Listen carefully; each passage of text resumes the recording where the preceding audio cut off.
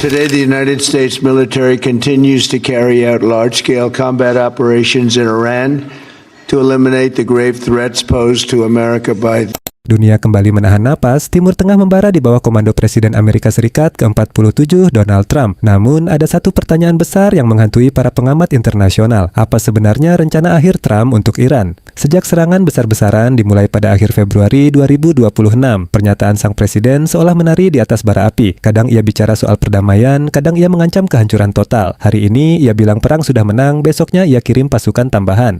Selamat datang di Rameone Nagan YouTube. Kali ini, kita akan membedah rekam jejak pernyataan Donald Trump terkait perang Iran yang dianggap berubah-ubah. Apakah ini taktik chaos yang sengaja diciptakan atau memang Amerika tidak punya strategi yang jelas? Mari kita bongkar.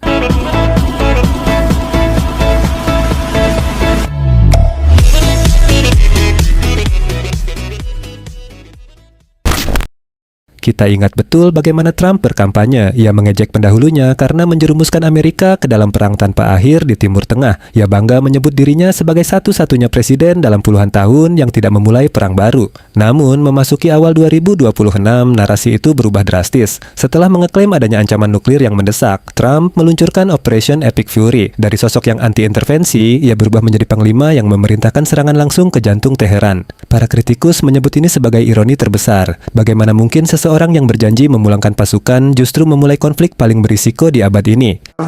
things be good, safe. We want great education. We want a strong and powerful military, and ideally we don't have to use it. You know, we had no wars. 4 years we had no wars, except we defeated ISIS.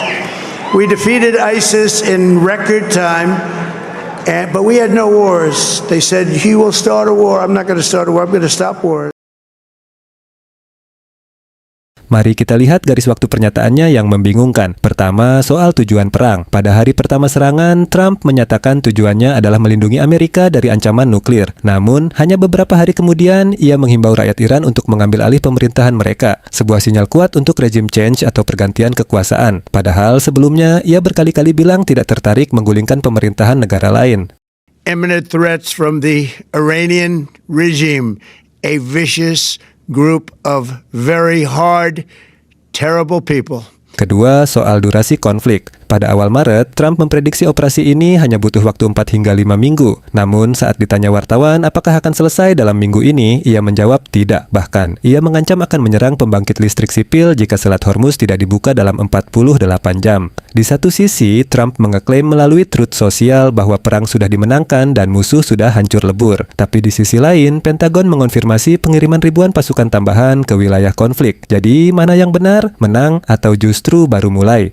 Para pendukungnya, seperti Senator Lindsey Graham, membela sikap ini. Mereka menyebutnya sebagai doktrin peace through strength. Menurut mereka, ketidakpastian pernyataan Trump adalah senjata untuk membuat pemimpin Iran seperti Mojtaba Khamenei ketakutan karena tidak bisa menebak langkah Amerika selanjutnya. Namun, bagi pengamat dari Chatham House dan The Guardian, ini adalah tanda bahaya. Kebingungan pesan dari Gedung Putih menunjukkan adanya perpecahan internal. Apakah targetnya hanya melumpuhkan nuklir, menghancurkan industri minyak, atau menduduki wilayah? Ketidakjelasan ini bisa menjebak Amerika dalam lubang hitam peperangan yang sangat mahal. Donald Trump tetaplah Donald Trump, seorang pemimpin yang percaya bahwa volatilitas atau perubahan mendadak adalah kunci negosiasi. Namun dalam urusan perang, setiap kata yang berubah-ubah bisa berarti nyawa manusia dan stabilitas ekonomi dunia, termasuk harga minyak yang kini melonjak hingga $113 per barel. Bagaimana menurut kalian, Sobat Rameone Nagan? Apakah Trump sengaja plan untuk membingungkan lawan, atau memang Amerika sedang terjebak dalam perang yang tidak mereka duga? Tulis pendapat kalian di kolom komentar.